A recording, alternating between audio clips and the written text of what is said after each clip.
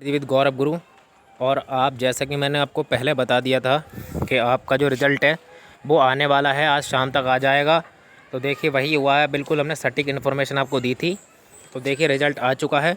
और मैंने मेरिट जो बताई थी वो आपकी जनरल की 77 से जो है 79 के आसपास बताई थी, और ओबीसी और ईडब्ल्यूएस की भी इसी आसपास 1-2 नंबर की बताई थी। तो देखिए वही हुआ है, ठीक है। लेकिन इस बार लड़कियों की जो मेरिट है वो अलग से नहीं गई है, उसके अंदर खाली जो उनकी श्रेणी है वो अपने अंदर ही दे दिया गया है। तो मैं समझाता हूँ आपके कितना गया है।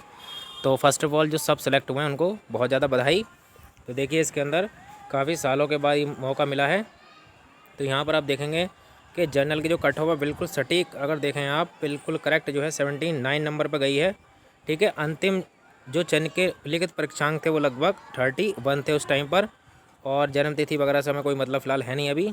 और अनुसूचित जाति की 71.5 पर गई है, ठीक है। इसी तरह से अनुसूचित जनजाति एसटी की आपकी 64 पर गई, 64 नंबर पर, और ओबीसी वालों की 77 पर गई है।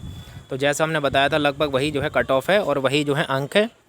तो यहाँ गई, अब बात करी जाए लड़कियों की, बात करी जाए तो लड़कियों को देखें आप, लड़कियों की बात अगर करी जाए तो यहाँ पर महिला के लिए एक दे रखा है कि वांछित अभ्यर्थी अपनी मूल श्रेणी के अंतर्गत समाहित है। यानी कि अगर जैसे गर्ल्स ओबीसी में है तो ओबीसी के हिसाब से मेरिट गई है उनकी, और अगर जनरल में है तो जनरल के हिसाब से मेरिट गई है, अलग से नहीं गई है।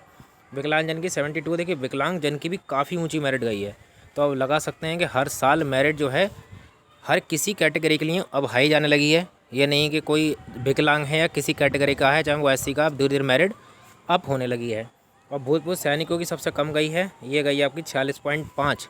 तो इस तरह से अगर आप कर्मवीर वाली योजना मान लीजिए मोदी की, जो कह रहे हैं कि आगे चल के जो नौकरी में आपको लाभ मिलेगा वो इसी तरह से मिलेगा, ठीक है।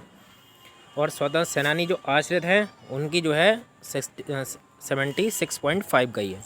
तो इस तरह से ये जो है पूरा दे रखा है, ठीक है। और एक और नोटिस है, टिप्पणी क्या है, कार्मिक अनुभाग 3 उत्तर प्रदेश शासन द्वारा अधिसूचना समूह गा के पदों के लिए सीधी भर्ती नियमावली 2015 में दी गई व्यवस्था के अनुसार 2 या 2 से अधिक अभ्यर्थी अगर उनके देखिए बराबर औसत अंक प्राप्त किए हैं तो परीक्षा में उच्चतर अंक वाले अभ्यर्थी को उच्च स्थान पर रखा जाएगा।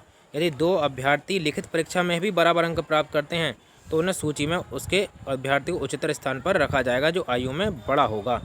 तो आप ध्यान रखें, ठीक है। तो आयु के अनुसार भी कुछ फ़ायदा होगा अगर ज़्यादा एज है। तो फिलहाल ये थी आज जूनियर स्टैंड 2016 का रिजल्ट। अब वेट करेंगे हम 2019 वाले रिजल्ट का कि कब आएगा। उम्मीद है कि 3 से 4 महीने में रिजल्ट दिखाई दे जाएगा आपको साइट पर, और इसके बाद नंबर जो है वो लोअर पीएसएस का लगेगा। और फिर से मेरी हाथ जोड़कर आपका रिक्वेस्ट है कि अगर आप इसमें सेलेक्ट हो गए हैं तो प्लीज़ अपने जो है पिकअप भवन जाएँ और एक लिखित में वहाँ पर आवेदन दे दें कि हमें 2019 वाली वैकेंसी में नहीं लेना है, तो बहुत भला हो जाएगा और मेरिट पर काफ़ी इफ़ेक्ट भी पड़ेगा। तो thanks for watching this video.